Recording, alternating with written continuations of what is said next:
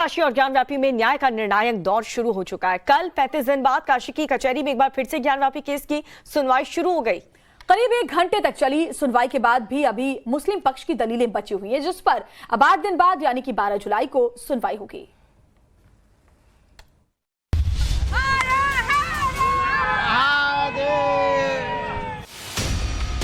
सोमवार के दिन काशी विश्वनाथ मंदिर में श्रद्धालुओं की भीड़ उमड़ी।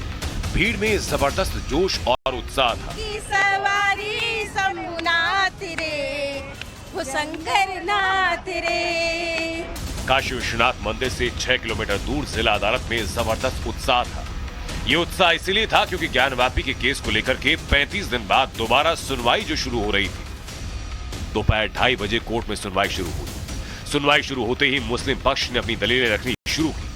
करीब 1 घंटे तक मुस्लिम पक्ष ने अपना पक्ष रखा, जिसके बाद कोर्ट की कार्रवाई खत्म हो गई और सुनवाई के लिए अगली तारीख 12 जुलाई तय कर दी गई। हिंदू पक्ष की याचिका में रखे गए 51 जो बिंदु हैं, उन पर उन्होंने सिलसिलेवार तरीके से अपना पक्ष रखा। इस दौरान उन्होंने 1991 के वर्शिप एक्ट के साथ साथ 1937 के दीन मोहम्मद जो केस है उसका भी हवाला देकर हिंदू पक्ष की याचिका पर सवाल उठाए। यही नहीं, उन्होंने 1669 से लेकर अब तक ज्ञानवापी से जुड़े हुए जितने भी घटनाक्रम हुए उनका भी जिक्र किया। एक बार फिर से 12 जुलाई को कोर्ट बैठेगी और इस दौरान जो मुस्लिम पक्ष है वो अपना कानूनी पक्ष कोर्ट के सामने रखेगा।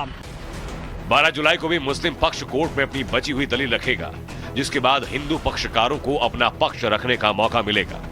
इसके बाद कोर्ट ये तय करेगा कि हिंदू पक्ष की याचिका सुनवाई के योग्य है या नहीं।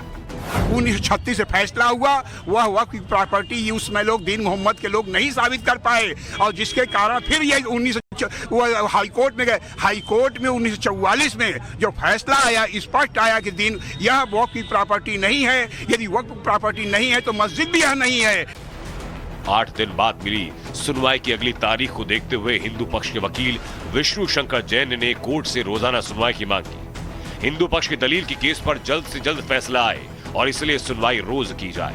हमारा यही कहना है, कोर्ट से आज हमने रिक्वेस्ट की है कि अगली बार से जब इस मामले की सुनवाई हो तो हियरिंग में कंटिन्यूटी रहे और लगातार 12, 13, 14 जब तक हो रही है हम यहीं रुकेंगे, इस मामले की सुनवाई हम करके जाएं। तो माननीय न्यायालय ने यही हर दोनों साइड से ये एक अपनी इच्छा जताई है कि जो दोनों पार्टीज है एक डेट निर्धारित करें और उस डेट पे कंटिन्यूटी इन हियरिंग रहे।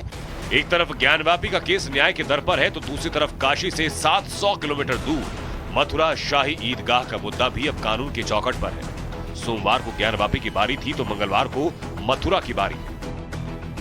मंगलवार को मथुरा शाही ईदगाह मस्जिद को लेकर जिला अदालत में सुनवाई शुरू होने जा रही है। इस बार मथुरा को लेकर निर्णायक फैसला होने की उम्मीद है, क्योंकि इस बार इलाहाबाद हाईकोर्ट के आदेश पर सितंबर तक सभी अलग अलग केसों में सुनवाई पूरी करनी है।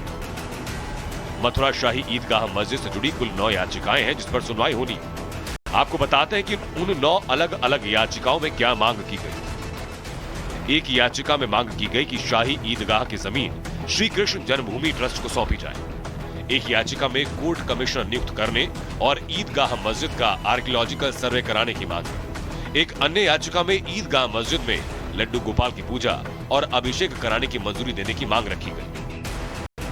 फिलहाल अब मथुरा की जिला अदालत के सामने बड़ी चुनौती ये कि एक साथ सभी अलग अलग याचिकाओं की सुनवाई कैसे होगी। मई महीने में इलाहाबाद हाईकोर्ट ने 4 महीने के अंदर मथुरा से जुड़ी सभी याचिकाओं पर सुनवाई पूरी करने का आदेश दिया था। यानी अब कोर्ट के सामने सितंबर तक की डेडलाइन है और उसी डेडलाइन के अंदर सभी याचिकाओं पर कोर्ट को अपना निर्णय देना होगा। यानी सितंबर तक मथुरा ईदगाह मस्जिद विवाद पर निर्णायक फैसला आने की पूरी उम्मीद है। वाराणसी से आशुतोष सिंह के साथ bureau report, times now Navbharat.